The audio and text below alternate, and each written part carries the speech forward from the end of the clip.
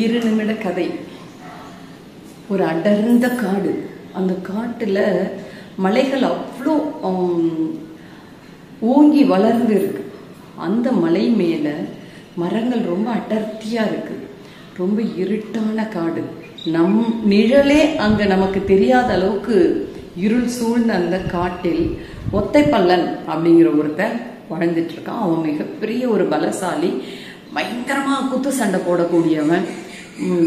அந்த காட்டு விலங்குகளையே அவன் அப்படியே ஒரு கரடி, சிங்கம், புலி இதுக்கு கூட அவன் பயப்பட மாட்டான். நல்லா அப்படியே அடிச்சு அந்த விரட்டி விடுற அளவுக்கு பலம் நிறைந்தவன். அந்த காட்டுவாசி அவர்களுடைய சில நண்பர்கள் எல்லாம் சேர்ந்து நாட்டுக்குள்ள ஒரு நடக்கக்கூடிய ஒரு திருவிழாவுக்கு வராங்க. பக்கத்து ஊர்ல, அந்த காடு கடந்து பக்கத்தில் இருக்கக்கூடிய ஒரு நாட்டுல ஒரு திருவிழா இருக்கு. அந்த திருவிழாவுக்கு வராங்க. அப்போ அந்த திருவிழாவுக்கு வரும்போது இவர்கள் காட்டுவாசி தானே, நாட்டு மக்கள் என்ன செய்யறாங்க, இவர்களை கொஞ்சம் ஏளனமா பாக்குறாங்க. பார்த்துட்டு நீங்களாம் பெரிய காட்டுவாசியா, பயங்கர பயில்வானா நீங்கெல்லாம், என் கூட சண்டைக்கு வாடா பார்க்கலாம், சண்டைக்கு வா பார்க்கலாம் அப்படின்னு சொல்லி கூப்பிடுறாங்க. அதுவும் ஒருத்தன் என்ன பண்றான், ஒத்த பல்லனை போய் ரொம்ப சீண்டிக்கிட்டே இருக்கான். வா வா அப்படின்னு பிடிச்சான், சட்டையை பிடிச்சி இழுக்கிறது. உன்னால சண்டை போட முடியுமா பார்ப்போம் அப்படின்னு சொன்னதும் ஒத்த பல்லன் சொல்றான், நாங்க திருவிழாவை பார்க்கறதுக்கு வந்தோங்க, நாங்க திருவிழா பார்த்துட்டு போறோம் அப்படின்னு ஒதுங்கி வந்துடுறோம். அப்போ அந்த காட்டுவாசிகள் கூட வந்தாங்கல்ல, ஒத்தைப்பல்லனோட நண்பர்கள், அவங்க கேட்குறாங்க, நீ எவ்வளோ பெரிய பலசாலி, காட்டு விலங்குகள்கிட்டயே நீ சண்டை போடுவிய, அவங்ககிட்ட ஏன் இப்படி வர, அவங்க நம்மளை காட்டுவாசின்னு ஏளனமா பார்க்கறாங்க, அவங்க கிட்ட நீ இப்படி ஒதுங்கி ஒதுங்கி வர்றைய, நம்மளை அசிங்கப்படுத்துறாங்களே அவங்க அப்படின்னு கேட்குறாங்க. ஒத்தப்பல்லன் சொல்றான், என்னுடைய மகிழ்ச்சியையும் என்னுடைய அதாவது நான் என் மகிழ்ச்சியையும் என் அமைதியையும் நான் தான் முடிவு பண்ணணும், அவன் முடிவு பண்ணக்கூடாது அப்படின்னு சொல்லி சொல்றான் ஒத்தப்பல்லன். இந்த காட்டுவாசிகளுக்கு அவன் என்ன சொல்றான்னு புரியல.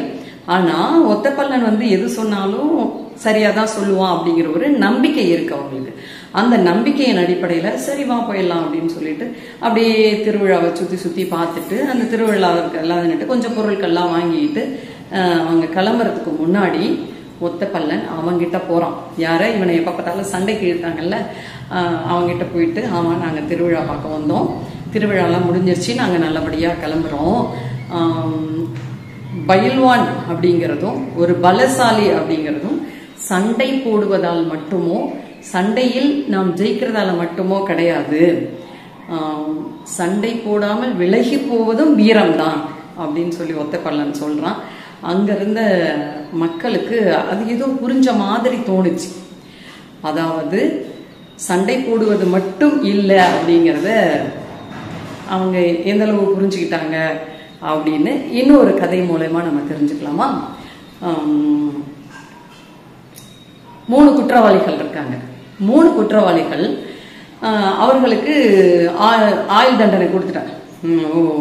இது பண்ண சொல்லிட்டாங்க, அது தூக்கில போடுற மாதிரி எலக்ட்ரிக்கல் சேர்ல உட்கார வச்சு அவங்கள சாகடிச்சிடணும், இதுதான் தண்டனை. அப்போ ஃபர்ஸ்ட் எலக்ட்ரிக்கல் சேர்ல உட்கார வைக்கிறாங்க. அவங்க உட்காந்துட்டு சுவிட்சை போடுறாங்க.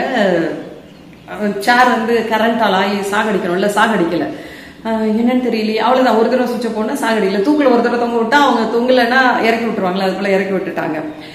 இன்னொருத்தர் வர்றாரு, அவன் சந்தோஷமா ஓடிட்டான். என்னன்னா இவ்வளவு சந்தோஷமா ஓடுறாங்க அப்படின்னு அவன் அங்க இருந்து பாத்துட்டு இருக்காங்க, அவ்வளவு தூரத்துல பாக்குற தூரத்துல இருந்துட்டு. 2வது உட்கார வைக்கிறாங்க. அவனுக்கு சுவிட்சை போடுறாங்க, எதுவுமே நடக்கல. அவனும் சரி எழுந்து போயிட்டாங்க. 3வது ஒரு சயின்டிஸ்ட், அவர் அங்கேருந்து உட்கார்றாரு. உட்கார்ந்த உடனே இப்படி சுவிட்சை போட போறாங்க. அந்த சயின்டிஸ்ட் வர்றாரு, உங்களுக்கு எல்லாம் அறிவுங்கிறதே இல்லையா, பிளக்க சொருவாம சுவிட்சை போட்டீங்கன்னா எப்படி வேலை செய்யும் அப்படின்னு சொல்லி கேட்கிறாரு. உடனே அவங்க பிளக்க சொருவிட்டு சுவிட்சை போடுறாங்க. சேர் வேலை செஞ்சு அவன் பஷ்பமா இறந்து போயிடுறான். அப்படி எலக்ட்ரிக் ஷாக் அடிச்சு அவன் இறந்து போயிடுறான். இப்போ சண்டை போடாமல் இருப்பதும் அறிவாளித்தனத்தை பயன்படுத்தாமல் இருப்பதும் சில இடங்களில் நல்லதுதான். ஆக நாம் இதுல என்ன தெரிஞ்சுக்கணும் அப்படின்னா, எல்லா இடங்களிலும் நமது பலத்தையும் எல்லா இடங்களிலும் நமது அறிவையும் காட்டாமல் இடத்திற்கு தகுந்தாற்போல், சூழலுக்கு தகுந்தாற்போல் நாம் அமைதியாக வர வேண்டிய இடத்தில் அமைதியாகவும் வந்தால்தான் நிறைய சாதிக்கலாம் அப்படிங்கிறத நம்ம இந்த கதை மூலமா தெரிஞ்சுக்கிறோம். ஊதும் சங்கை ஊதி வைப்போம், விடியும் போது விடியட்டும்.